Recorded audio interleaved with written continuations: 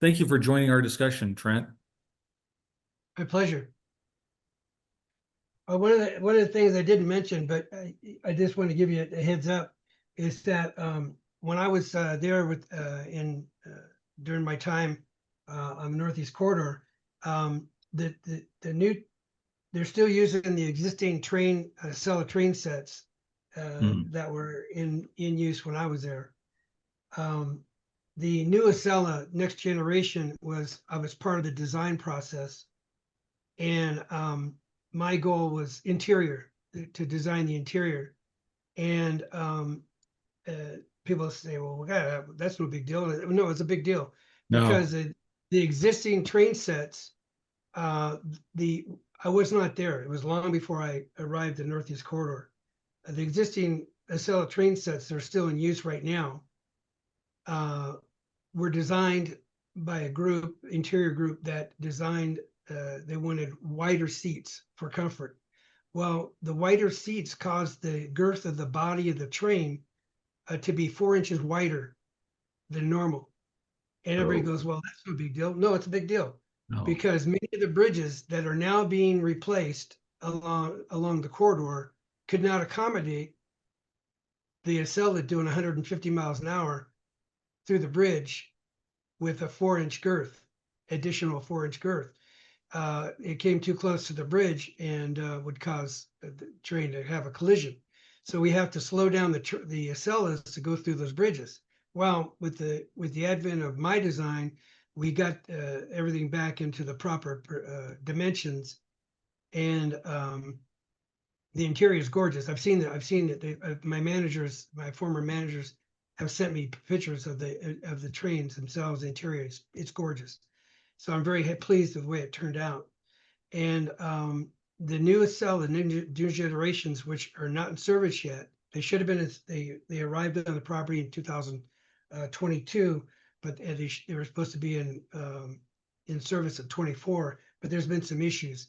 But now the train crews are being trained on them right now, and they hope to be in service next year. So those train sets are rated for 220 miles an hour. And so when Amtrak finishes its long-term infrastructure plan, it's supposed to end around 2040, those train sets will be well underway and well used, and we'll have consistent speeds along the new corridor of 220 miles per hour. Where now we have the train sets, we do 150 from Boston to Washington in most areas.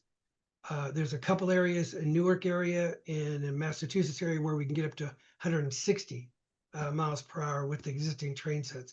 But it's going to be a huge improvement for the service on the Northeast Corridor once all the bridges and tunnels and the infrastructure has been beefed up and rerouted to accommodate the 220 mile an hour train sets that are the next generation.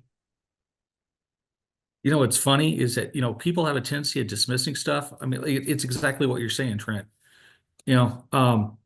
2005, we did an exercise, Iron Horse, and we had Howie Michaels, who was the trauma surgeon for not only San Jose Fire, but also, I mean, several other regional, fire services. I mean, he was the guy. But the funny thing is that he had ridden the trains that we were looking at, as far as, how are you going to evacuate, somebody off it? How are you going to extract somebody, had a medical issue or whatever.